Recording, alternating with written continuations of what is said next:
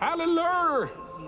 Welcome back to ADHD Whiskey. My name is Matt, and today is the 14th day of this ADHD Whiskey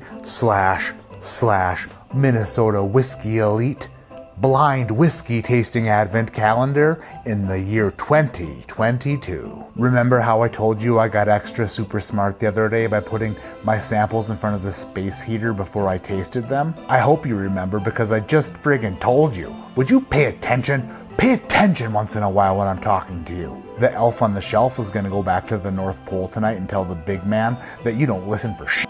Anyway, I took that super smart thinking that I had, and guess what I did? Got even more super smart. And instead of putting my samples by the space heater, I put the space heater by the samples. What does that mean, Matt? America. Hand warmers in the box. Friggin' smart. Day number 14. Actually very warm. That's impressive. I am basically the Elon Musk of warming whiskey. Let's take this 100-degree whiskey and pour it into a 40-degree glass. America.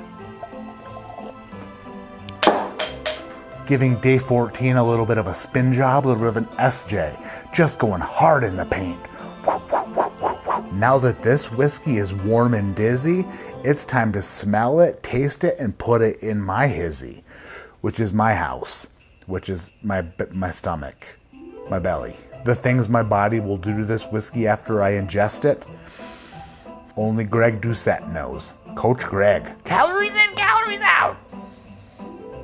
Hello, whiskey, my old friend. You smell warm and weird again. Familiar whiskey.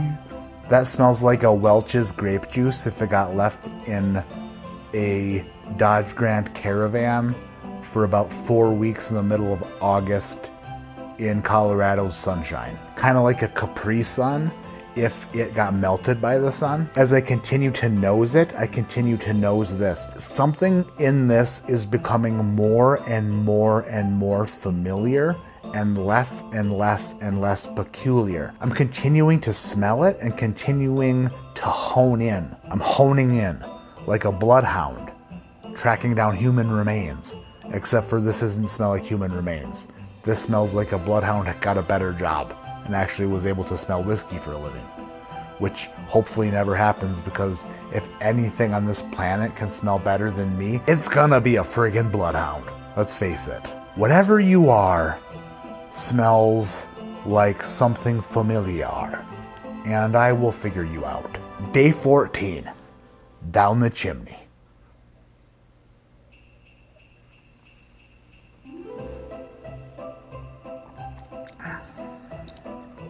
I like that.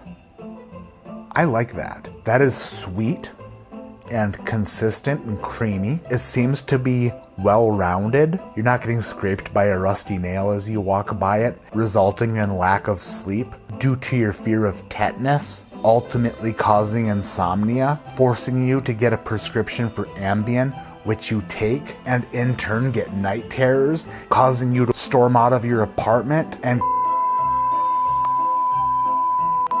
all I'm saying is this. This whiskey is creamy and delivers a nice, jagged-free experience while sipping. And I do appreciate that.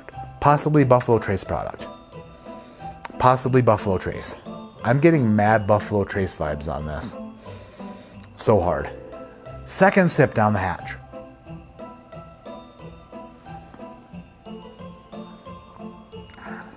I'm going to put the proof on this around 110. Around 110 proof. This might be a Weller Foolproof pick.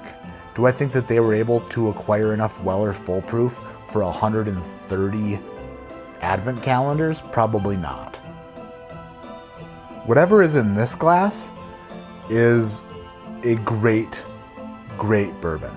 I don't normally do this, but if I were to put a price on this glass of whiskey, I'd pay $100 for a bottle of it. I'd pay $100 for a bottle of it. It's a great whiskey. It's an 8.4 on day number 14. It's so good. What are we drinking? God only knows. Well, God, Damon and Daniel. So, two people and God. let's do the reveal for day 14.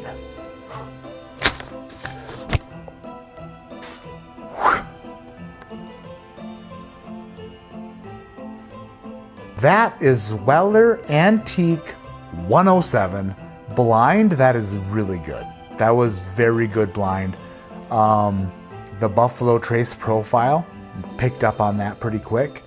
And the proof range, I should have figured that it was an Antique 107 based off the fact that Weller full proof would be hard to find. But yeah, Weller Antique 107, day 14.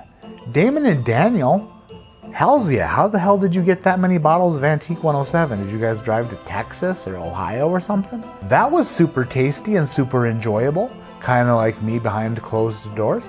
And speaking of behind closed doors, if you want some behind the scenes stuff and a little bit more of ADHD Whiskey, then go ahead and join the Patreon. Patreon.com/ADHD Whiskey. You have access to barrel picks, some behind the scenes stuff. It's just a little bit extra fun if you enjoy the channel and want to support it. Thank you for watching.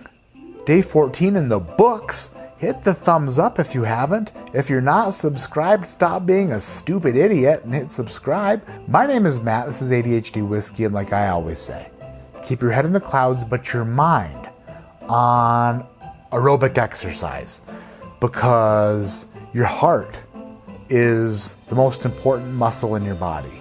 And if you're not here for me to tell you about getting cardiovascular exercise, then you can also keep your mind on Ben & Jerry's, because it's the best ice cream on the planet. Politics aside, I don't want to get into that because I don't even look into that.